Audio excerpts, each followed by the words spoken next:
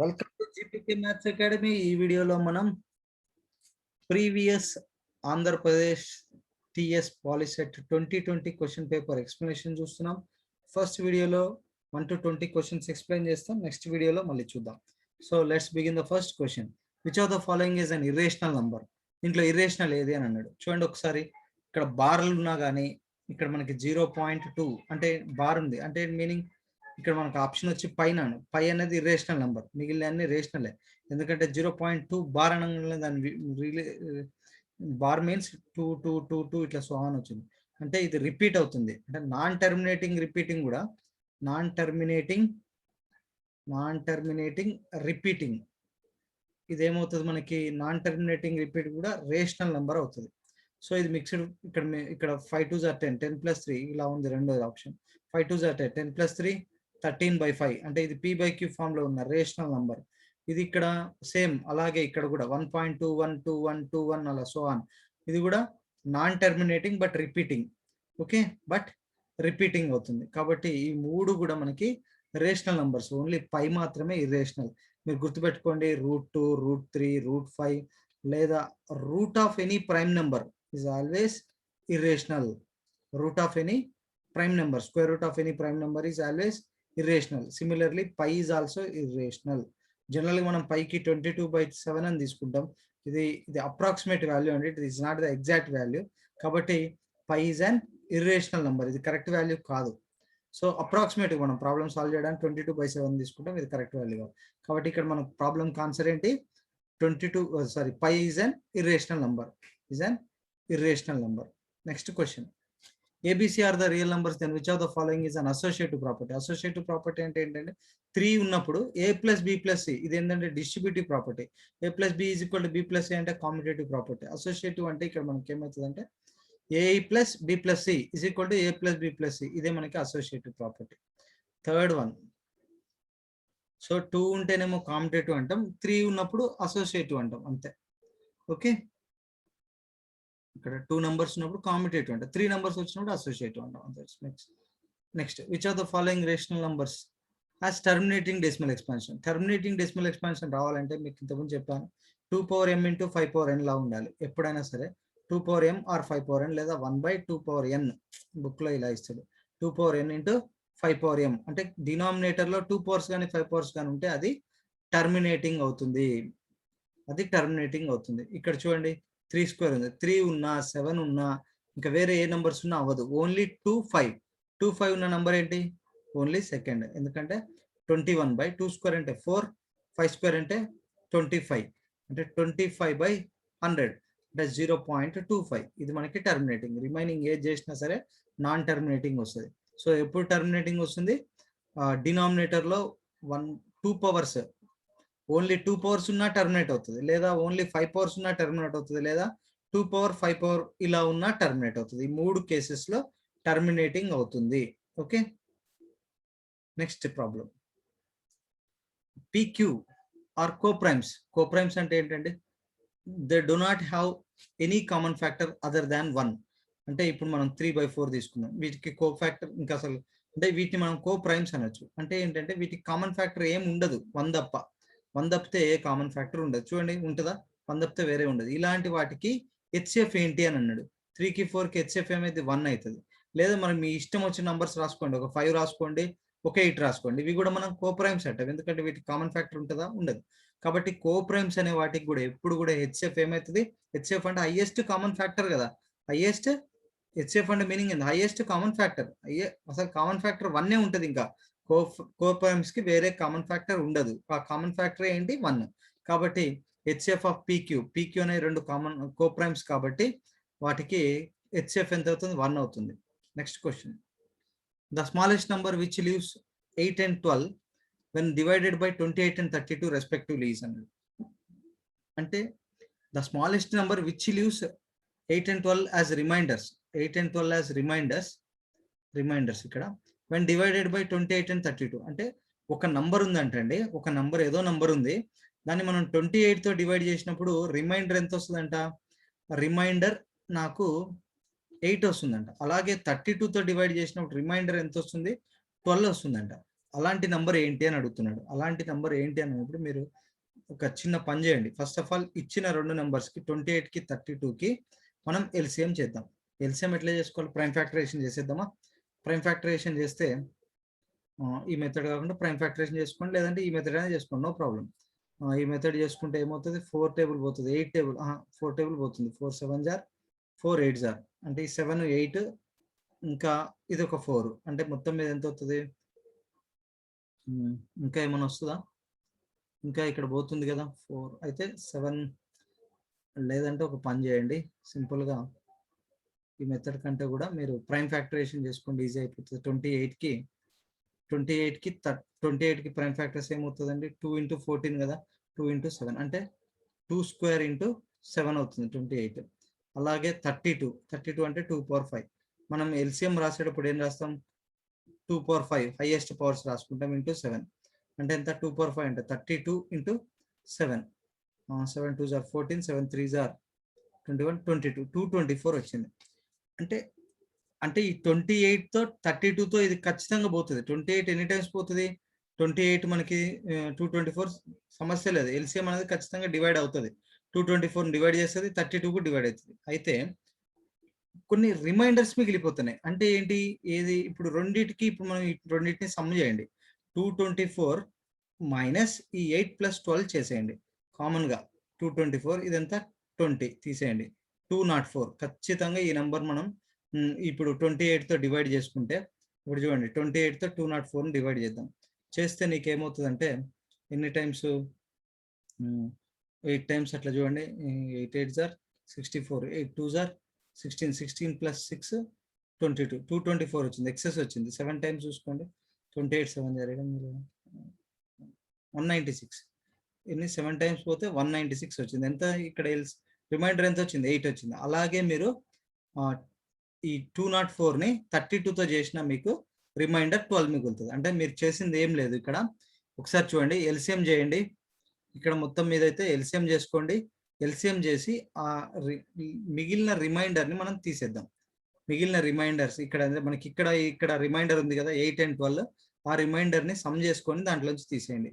ఈ 8ని 12ని సమ్ చేసుకొని తీసేస్తే ఈ 20ని తీసేస్తే 204 వచ్చింది. ఈ నెంబర్ ఖచ్చితంగా మనం 28తో డివైడ్ చేసినప్పుడు 8 రిమైండర్ ఉంటుంది, 32తో డివైడ్ చేసినప్పుడు 12 రిమైండర్ ఉంటుంది. కాబట్టి మన ఆప్షన్లో 204 ఉంది కాబట్టి అదే ఆప్షన్ పెట్టేయండి. Next question. లేదు అంటే బై ఇన్స్పెక్షన్ మెథడ్ అయినా చూసుకోండి. అంటే ఏ నెంబర్తో డివైడ్ చేసుకున్నప్పుడు నాకు ఇప్పుడు 28 ఉంది, ఈ నెంబర్ తీసుకోండి. ఈ 28 ఇందాక 224 డైరెక్ట్ పోయింది, అసలు రిమైండర్ రాలే ఇక్కడ. అలా చెక్ చేసుకుంటే వెళ్ళండి, అలా అయినా పర్వాలేదు, మీకు ఇది కష్టమైతే. నెక్స్ట్ లాగరిథమ్స్ గురించి ఇక్కడ స్టేట్మెంట్స్ ఇచ్చాడు. Logarithm of 1 to any base, log 1 to any base is always 0. అంటే first statement right. Logarithm of any non zero number to the same base అంటే log a to the base a is equal to 1. Same number ఉన్నప్పుడు 1 వస్తుంది. Answer అదే ఇచ్చిండు, same is 1 అన్నాడు. Next logarithms of a number with different bases have different values. అంతే కదా. ఇప్పుడు నేను log 3 తీసుకున్నా, for suppose to the base 10 తీసుకున్నా, ఇంకేదో log 3 తీసుకున్నా విత్ బేస్ 2 తీసుకున్నా. దీని ఆన్సర్ వేరు, దీని ఆన్సర్ వేరు. డిఫరెంట్ బేసెస్ వచ్చినప్పుడు డిఫరెంట్ ఆన్సర్స్ వస్తాయి. అంటే ఈ స్టేట్మెంట్ కూడా కరెక్టే. అంటే all the above correct. So final answer ఏం చెప్పాలి? All the above. Your answer is 4. Your option is 4. Next question.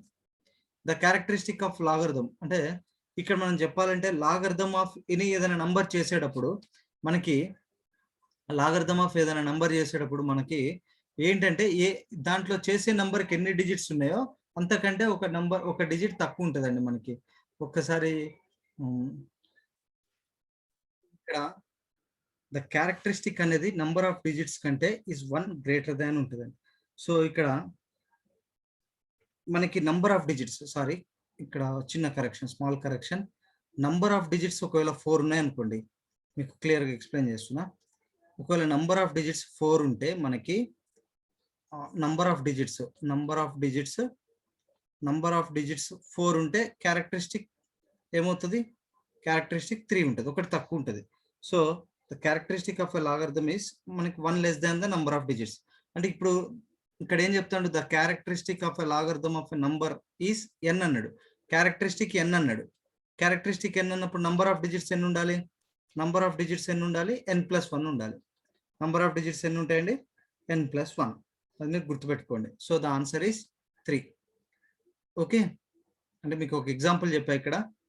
Number of digits అంటే మనకి నంబర్ ఆఫ్ డిజిట్స్ 4 ఉంటే క్యారెక్టరిస్టిక్ 3 ఉంటుంది. అలాగే ఇక్కడ నంబర్ ఆఫ్ డిజిట్స్ మనకి ఫైండ్ అవుట్ చేయమంటాడు. క్యారెక్టరిస్టిక్ ఎంత అంట? n. So there four characteristic n ఉన్నప్పుడు క్యారెక్టరిస్టిక్ ఈజ్ ఈక్వల్ టు ఏంటి? Characteristic is equal to number of digits plus 1. Number of digits plus 1. Sorry, characteristic is equal number of digits minus 1. అంటే number of digits ఏమవుతాయి? So ఇక్కడ రాస్తున్నా చూడండి, characteristic is equal to number of digits minus 1. కానీ నాకు ఇప్పుడు number of digits కావాలి కాబట్టి దట్ పోతే ఏమవుతుంది? 1 ప్లస్ క్యారెక్టరిస్టిక్ అవుతుంది నంబర్ ఆఫ్ డిజిట్స్ కోసం. సో నంబర్ ఆఫ్ డిజిట్స్ కాబట్టి ఇప్పుడు ఏమైంది? నంబర్ ఆఫ్ డిజిట్స్ ఎన్ అయితే క్యారెక్టరిస్టిక్, ఇప్పుడు వాడు మనకేం చెప్పింది? క్యారెక్టరిస్టిక్ ఎన్ అన్నాడు కదా, ఎన్ అన్నాడు కాబట్టి ఇప్పుడు నంబర్ ఆఫ్ డిజిట్స్ ఎన్ అవుతాయి? Number of digits n plus 1 or 1 plus n. Okay, ఇదే ఆన్సర్. ఓకే, నెక్స్ట్ ఏబి ఇచ్చాడు, ఏ మైనస్ బి కనుక్కోమన్నాడు. చాలా సింపుల్ అండి. ఏ మైనస్ బి కనుక్కోవాలంటే ఒకసారి కామన్ నంబర్స్ ఏమున్నాయి చూడండి.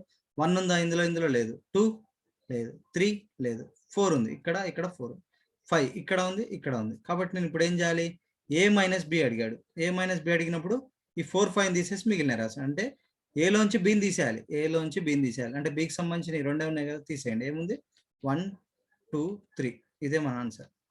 ఓకే, ఒకవేళ బి మైనస్ ఏ అడిగితే ఏం రాస్తారు? కామన్గా ఉన్న ఈ 4, 5 తీసేసి 6, 7 రాసేయండి. 6, 7. ఏ మైనస్ బి అంటే కామన్గా ఉన్న వాటిని తీసేయండి ఏలోంచి, మిగిలిన రాసేయండి. బి మైనస్ ఏ అంటే కామన్గా ఉన్న వాటిని బిలోంచి తీసేయండి, మిగిలిన రాసేయండి. ఇలా వస్తుంది. Next question, X such that X is an even number less than 10. అంటే మనకి ఏ సెట్ ఏమవుతుంది? Even numbers. అంటే ఈవెన్ నంబర్స్ ఎక్కడి నుంచి రాసుకోవాలి? 2, 4, 6, 8. So next X such that X is an even number. And B ఏంటి?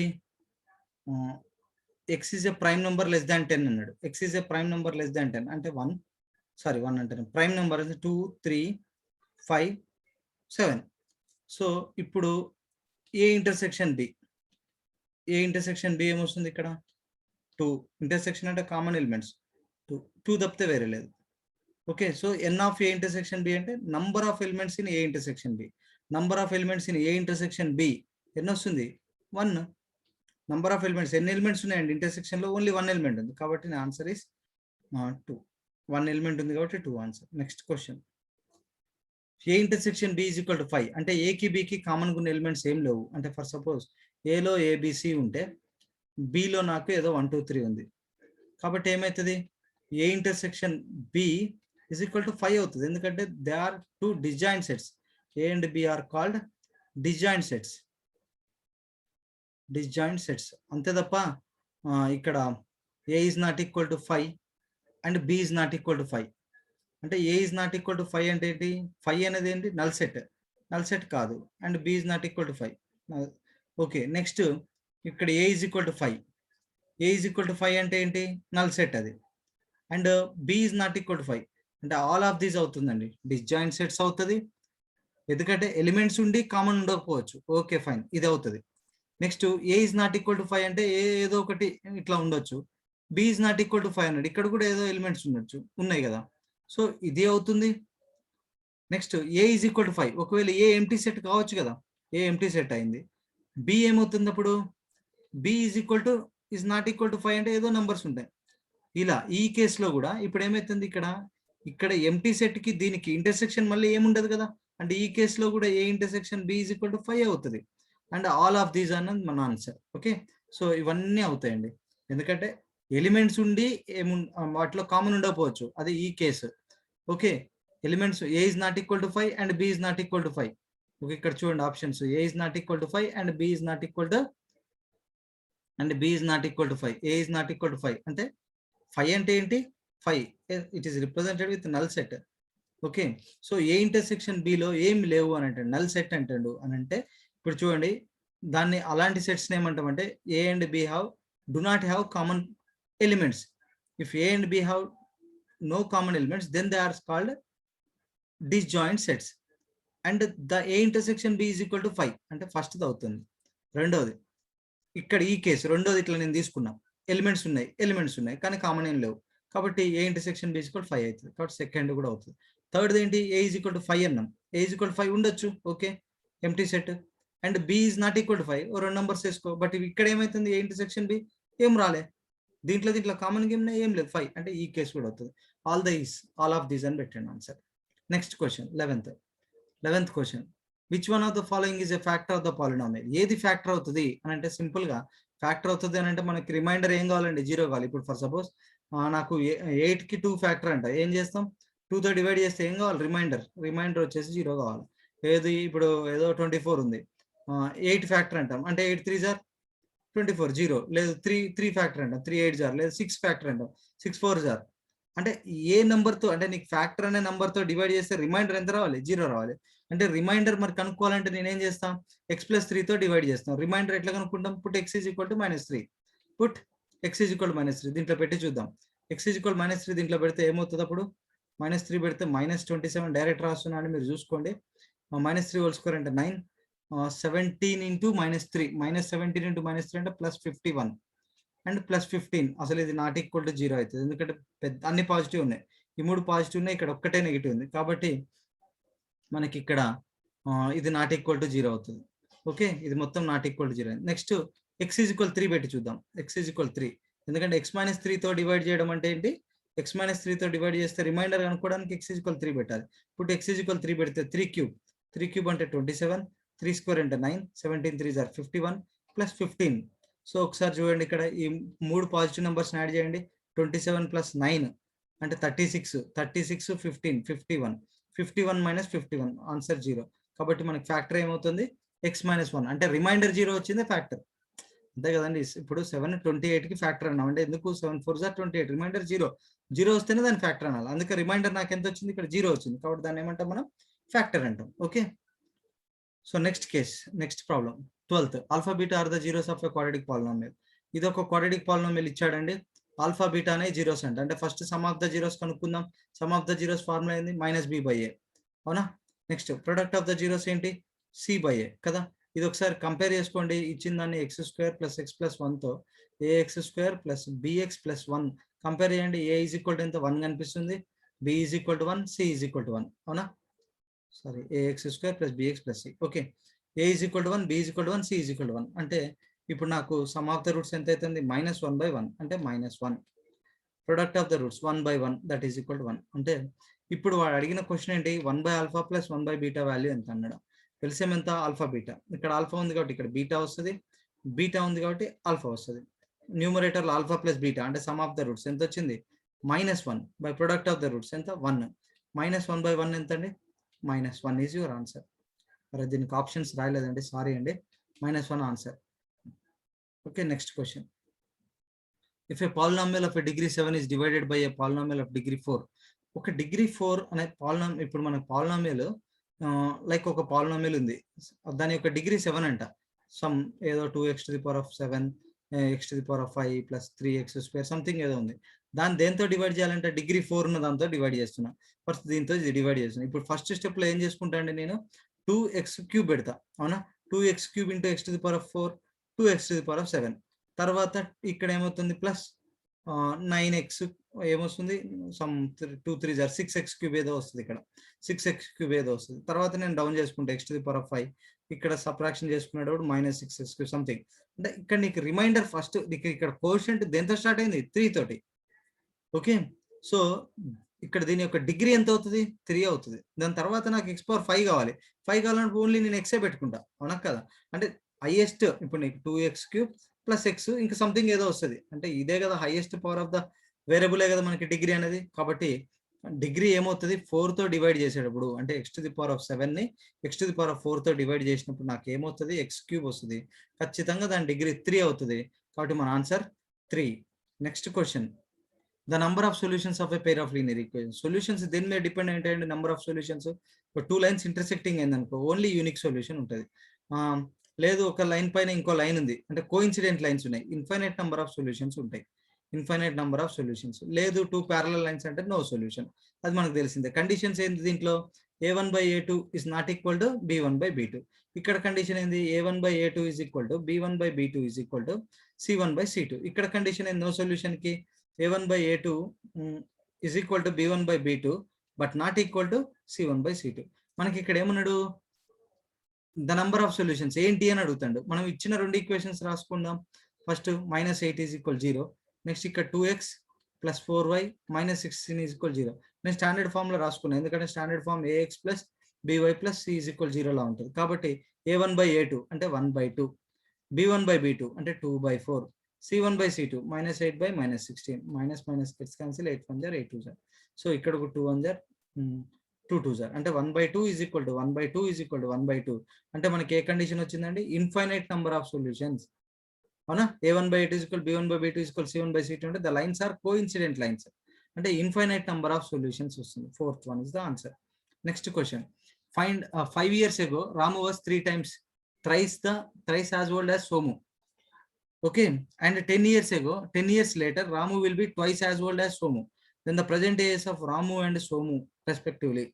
ఒకసారి చూడండి. ఫస్ట్ రాముది అడుగుతున్నాడు, తర్వాత సోముది అడుగుతున్నాడు. 5 years ago Ramu was thrice as old as Somu.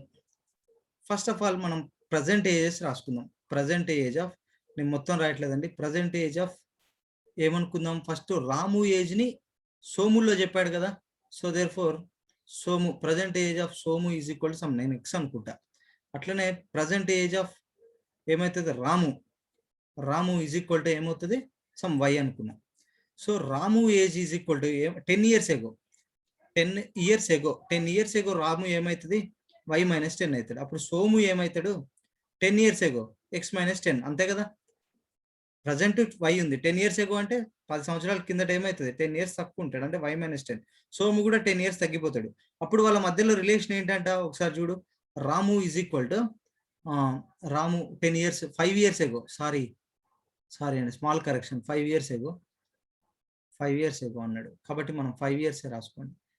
Sorry, ఇక్కడ కూడా 5 years ago అంటే రాము y - 5 అవుతాడు, సోము x - 5. ఇప్పుడు చెప్పండి, 5 years ago రాము వాస్ అంటే రాము ఈజ్ ఈక్వల్ టు ఏమైందంటే thrice as old as Somu.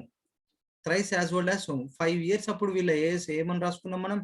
5 years అప్పుడు ఇక్కడ మనం ఏం రాసుకున్నాం? 5 years అప్పుడు రాముది ఏమనుకున్నాం? y - 5 is equal to thrice. 5 years ago అప్పుడు సోము ఏమనుకున్నాం? x - 5. సో ఇక్కడ మనకు ఒక ఈక్వేషన్ వస్తుంది. ఏమవుతుంది? దీన్ని అట్లా ఉంచుకుందాం. ఇది ఒక ఈక్వేషన్ లైక్ 3x డైరెక్ట్ రాస్తున్నా, -y, ఇది -15, ఇది అడిపోతే +5 అవుతుంది, అంటే -10 ఈజ్ ఈక్వల్ 0. ఇది ఒక ఈక్వేషన్. అలాగే 10 years లేటర్, 10 సంవత్సరాల తర్వాత ప్రజెంట్ ఏమనుకున్నా? ప్రజెంట్ రాము y అనుకున్నా. 10 years తర్వాత ఏమవుతుంది? y + 10 అవుతాడు. సోము ఏమవుతాడు అప్పుడు? ప్రజెంట్ x అంటే ఇది x + 10. అప్పుడు రిలేషన్ ఏమి ఇచ్చిండు? Will be Ramu will be twice as old as Somu. Ramu అంటే twice as old as Somu ఉన్నాడంట. అంటే రాము ఎంత ఇప్పుడు? y + 10 is equal to 2 into Somu ఎంత? x + 10. ఏమవుతుందండి ఇక్కడ? 2x - y + 10 is equal 0. Okay, so ఈ రెండు ఈక్వేషన్ సాల్వ్ చేద్దాం. ఇక్కడ ఎంత ఉంది? 3x - y - 10 ఈజ్ ఈక్వల్ 0 ఉంది. రెండు ఈక్వేషన్ సాల్వ్ చేస్తే ఇది క్యాన్సిల్ అయిపోయింది. -x + 20 ఈజ్ ఈక్వల్ 0 అంటే x is equal to 20. x అనేటోడు ఎవడండి? సోము. x అనేటోడు ఎవడు? సోము వచ్చేసింది. సోము ఏజ్, ప్రజెంట్ ఏజ్ మనకి x is equal to 20. Somu ఎక్కడ 20 ఉన్నాడో చూసుకోండి. ఇది మనకి ఫస్ట్ది రాముది కదా. ఫస్ట్ది ఇది రాముది, సోముది. సోము 20 ఇక్కడ ఉన్నాడు. అయితే మనం ఇంకో పని చేయాలి, రాము కూడా చేయాలి. ఎందుకంటే ఇక్కడ 20 ఉంది, ఇక్కడ కూడా 20 ఉన్నాడు. సో రాముది చేయాలంటే ఇక్కడ ఈక్వేషన్ లో సబ్స్టిట్యూట్ చేయండి. y ఈజ్ ఈక్వల్ టు ఎక్కడన్నా ఒకటి రాద్దాం. y ఈజ్ ఈక్వల్ టు ఏమవుతుంది? 3x - 10 అంటే 3 × 20 60 - 10 ఎంత? 50. ఈక్వేషన్ లో సబ్స్టిట్యూట్ చేయండి. ఈ ఈక్వేషన్ లో సబ్స్టిట్యూట్ చేసుకోండి. అంటే 50 × 20 అండి. ఆప్షన్ వచ్చి 4. Okay, the pair of linear equations intersecting అంటే మనం ఏం చేయొచ్చు? ఆ పాయింట్ ఆఫ్ కాంటాక్ట్ కనుక్కోవాలి. 2x సింపుల్ గా సాల్వ్ చేసేయండి. Is equal 0. 3x + 2y - 4 is equal 0. ఈ ఈక్వేషన్ ని 2 తో మల్టిప్లై చేసుకుందామా? 2y కింద సైడ్ పోతుంది. 2 తో మల్టిప్లై చేస్తే 4x plus 2y minus 10 is equal 0. ఇక్కడ ఏంటి 3x plus 2y minus 4 is equal 0. ఇక్కడ ఏంటి మైనస్ మైనస్ ప్లస్, ఇది క్యాన్సిల్. 4x మైనస్ ఎక్స్, ఇది మైనస్ 10 ప్లస్ 4 ఎంత minus 6 which is equal 0. X is equal to 6. ఇక్కడ మిస్టేక్ జరిగిందండి, 6 అనేది లేదు ఆప్షన్. 2 తో మల్టిప్లై చేసిన 4x ప్లస్ 2y మైనస్ 10, ఇది యాజ్ ఇట్ ఈజ్ ఉంది. సబ్ట్రాక్షన్ చేస్తున్నా, 3x ప్లస్ 2y మైనస్ 4 అంటే 4x మైనస్ 3x అనేది x ఈజ్ ఈక్వల్ టు 6 అసలు రాలేదే. ఈక్వేషన్ ఏమన్నా రాంగ్ రాసుకున్నానా? 2x ప్లస్ y మైనస్ 5, ఇక్కడ 3x plus 2y minus 4 intersected the point. So x అనేది 6 అసలు రాలేదు అంటే ఆప్షన్స్ ఏమైనా రాంగ్ రాసుకుంటామా? నెక్స్ట్ క్వశ్చన్ ఆప్షన్స్ రాసామా? లేదు. ఓకే, మళ్ళీ ఒకసారి క్రాస్ చెక్ చేసుకోండి. లైక్ మంచిగా చేసామా? ప్రాబ్లమ్ని సబ్ట్రాక్షనే కదా చేసింది. 2x ప్లస్ y ఇక్కడ ఈక్వేషన్స్ ఏమైనా రాంగ్ రాసుకుంటామండి. జనరల్గా సాల్వ్ చేసేస్తే వచ్చేస్తుంది. లేదు అంటే ఏదైనా వాల్యూస్ పెట్టుకొని చూడండి. నేను ఏదో చిన్న మిస్టేక్ చేసి ఉంటాను క్వశ్చన్లో, లేదంటే ఒకసారి చెక్ చేస్తా ఉండండి, వెరిఫికేషన్ చేస్తా. స్మాల్ కరెక్షన్ అండి, ఇక్కడ 3x మైనస్ 2y మనం ఊహించినట్లే క్వశ్చన్లో రాంగ్ రాసుకున్న 3x మైనస్ 2y. ఇప్పుడు సాల్వ్ చేసేయండి, ఇంకొచ్చేస్తుంది. 3x మైనస్ 2y అంటే యాడ్ చేస్తే సరిపోతుంది. ఇక్కడ 3x మైనస్ 2y. ఒకసారి కరెక్షన్ చేసుకున్నాం. క్వశ్చన్లో చిన్న రాంగ్ రాశానండి, sorry for the inconvenience. 3x minus 2y. So ఇలా సబ్ట్రాక్షన్ చేసుకుంటే, సబ్ట్రాక్షన్ అవసరం లేదు, ఇప్పుడు ఎడిషన్ చేసుకుంటే సరిపోతుంది. ఇది క్యాన్సిల్ అవుతుంది. ఇక్కడ ఏమవుతుంది 7x, ఇది minus 14 is equal to 0.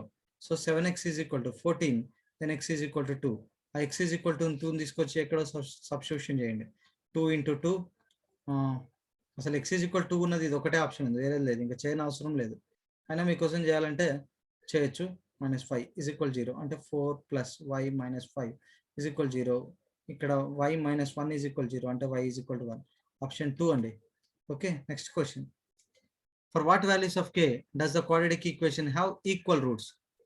Equal roots అని అన్నాడు. ఈక్వల్ రూట్స్ అంటే మనకి ఏం చెప్పాం? Delta discriminant is equal to 0 అంటే b square minus 4ac is equal to 0 అంటే వాడు ఇచ్చిన equation 9x square plus 3kx plus 4 is equal to 0. Year ax square plus bx plus c తో కంపేర్ చేయండి ప్రతి ఈక్వేషన్ ని. a is equal to 9, b is equal to 3k, c is equal to 4. So దీంట్లో తీసుకెళ్ళి substitute చేయండి. 3k whole square minus 4ac, ac అంటే 4 is equal 0 అంటే ఇక్కడ 9k స్క్వేర్ మైనస్ ఎంత వస్తుంది? 9 4s are 36, 36 into that side తీసుకెళ్తా, 36 into 4. నేను క్యాన్సిలేషన్ చేయను. ఇక్కడ 9 ఇందులో 4 times k square is equal to some 16, k is equal, ఎందుకంటే దీన్ని ఇంత పెద్దది మనం మల్టిప్లై చేయలేమండి. చేయకుండా సింపుల్గా అక్కడ రాసేసుకోండి, no problem. So 16, k square is equal 16 అంటే k is equal to plus or minus 4. అయిపోయింది మన answer 4. Next, A takes 6 days less than the time taken by B to finish a piece of work if both A and B together. చూడండి, మనకు ఏదైనా ఒక work 10 daysలో చేసా. ఒక work నేను 10 daysలో చేస్తే దానికి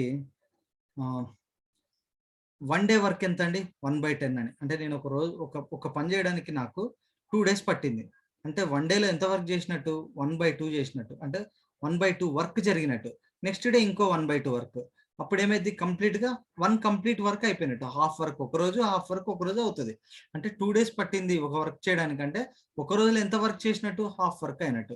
ఆ కాన్సెప్ట్ ఇక్కడ మనకు అవసరం అవుతుంది. ఒకసారి చూడండి. సో ఇక్కడ ప్రాబ్లమ్స్ ఎలా చేస్తామనంటే ఇక్కడ సో చూడండి, A takes 6 days less than the time taken by B. So B ఒకవేళ మనం B అనే ఎన్ని రోజుల్లో చేయగలుగుతాడు అనుకుందాం? x డేస్లో చేసిండు అనుకుందాం B. అప్పుడు ఏ ఎన్ని రోజుల్లో చేసినట్టు? 6 days లెస్ అంటే x మైనస్ 6 అని, అంతే కదా. తర్వాత if both A and B together finish the work in 4 days అంటే A ప్లస్ B మాత్రం ఆ వర్క్ ఎన్ని డేస్లో ఫినిష్ చేశారంట? 4 daysలో. అంటే A plus B 1 days work ఏమవుతుంది? 1/4. మరి ఇక్కడ A 1 days వర్క్ ఎంత? 1/x minus 6. అలాగే B 1 days వర్క్ ఎంత? 1/x. ఇక్కడ సబ్స్టిట్యూట్ చేయండి. ఇది A 1 day work, B 1 day work. ఇది కూడా A ప్లస్ B మొత్తం కలిపి 4 daysలో చేసిందంటే A plus B 1 days work ఎంత? A 1 day work plus B 1 day వర్కే కదా. ఏ 1 డే వర్క్ ఎంత? 1/x - 6. బి 1 డే వర్క్ ఎంత? 1/x ఈజ్ ఈక్వల్ టు ఎంత? 1/4. సింప్లిఫై చేద్దాం. ఓకే, సింప్లిఫై చేస్తే ఏమవుతుంది? ఎల్సిఎం తీసుకోండి. x ఇంటూ ఎక్స్ మైనస్ 6, ఇక్కడ x - 6 plus X is equal to 1/4. అంటే 2x - 6 is equal to into 4 కూడా రాసేద్దాం. ఇక్కడ క్రాస్ మల్టిప్లికేషన్. ఇక్కడ x² - 6x ఏమవుతుంది? 8x - 24 is equal to x² - 6x. అంటే x² minus x² - 14x plus 24 is equal 0. So 24కి నాకు 14 రావాలి. అవుతుందండి? మళ్ళీ ఎక్కడైనా మిస్టేక్ పడ్డదా ఒక్కసారి చెక్ చేసుకోండి. సో 2x - 6 4 ఇంటూ 4 2 = 8 4 6 = 24 x² ఇది -8x ప్లస్ 24 24కి 14 వచ్చే ఛాన్స్ ఉందా? 24కి 14 6 4 = 12 2 = ఎస్ 12 2 వస్తుంది కదండి. 12x - 2x plus 24 x common తీస్తే x - 12 -2 కామన్ తీస్తే x - 12 ఈజ్ ఈక్వల్ 0. అంటే x ఈజ్ ఈక్వల్ టు 2 ఒకటి 12 ఒకటి వస్తుంది. 2 అనేది ఛాన్సే లేదండి, ఎందుకంటే ఇది x అనేది ఎవరిది? B work. మరి ఏ వర్క్? 6 డేస్ తక్కువ. అంటే ఇది 2 అయితే ఇంకా 6 డేస్ తక్కువ అంటే ఎక్కడ అవుతుందండి? కాబట్టి ఇది కాదు. ఆప్షన్ వచ్చేసి 12. ఏది ఇది? B's. B can complete the work in బీనే కదా, ఎక్స్ వచ్చిందంటే బీనే. బి ఆన్సర్ వచ్చేసి 12 days. ఇది ఆప్షన్, ఫస్ట్ ఆప్షన్. నెక్స్ట్ వచ్చేసి 19th question. The product of 2 consecutive integers. 2 consecutive integers అంటే ఒకటి ఎక్స్ అయితే ఇంకోటి ఏమవుతుందండి? కాన్సిక్యూటివ్ నెంబర్ x+1 ప్రొడక్ట్ అన్నాడు. x into x+1 is equal to ఏమవుతుంది? 306. ఒక క్వాడ్రాటిక్ రిప్రజెంటేషన్ అన్నాడు. x² + x is equal to 306. ఇది సైడ్ తీసుకొస్తే x² + x - 306 is equal to 0. That's all, simple. Okay, అది ఎక్కడుందో ఆప్షన్లో చూసుకోండి. x² + x - 306 ఆప్షన్ 1లో ఉంది. Next question, the last question. x is equal to 1 is a common root. Common root అంటే ఏంటండి? తీసుకెళ్ళి దాంట్లో సబ్స్టిట్యూట్ చేస్తే ఆన్సర్ 0 అనే కదా, సాటిస్ఫై చేస్తుంది కదా. ax² + ax + 2 is equal to 0. x is equal to 1 అనేది రూట్ అంటండు. అంటే దీంట్లో పెట్టండి a + 2 is equal to 0. Okay, next అంటే 2a + 2 is equal 0. 2a is equal to -2, then a is equal to -1. Next అలాగే x ఈజ్ ఈక్వల్ టు 1 దీనికి కూడా రూటే అంట. x ఈజ్ ఈక్వల్ టు 1 అనేది ఈ సెకండ్ పాలినామియల్ కూడా రూటే అంట. అంటే అప్పుడు ఏం చేస్తాం? x ఈజ్ ఈక్వల్ టు 1 తీసుకొచ్చి దీంట్లో పెట్టండి. మళ్ళీ దీంట్లో సబ్స్టిట్యూట్ చేస్తే x వాల్యూని 1ని 1 + 1 + b ఈజ్ ఈక్వల్ 0. అంటే 2 + b ఈజ్ ఈక్వల్ టు 0. అంటే b ఈజ్ ఈక్వల్ టు -2. అంటే వాడు అడిగింది ఏంది? a into b. ab అంటే ఏంటి? a into b. -1 into -2 - into - plus 2 1 = 2 1 into 2 2. Option is 2. This is the answer. Okay, thank you very much for watching my video అండి. ఈ video మీకు నచ్చినట్లయితే లైక్ చేయండి, షేర్ చేయండి, సబ్స్క్రైబ్ చేసుకోవడం మర్చిపోకండి. మోర్ ఇంట్రెస్టింగ్ వీడియోస్తో నెక్స్ట్ మీ ముందుకు వస్తాం. Thank you once again.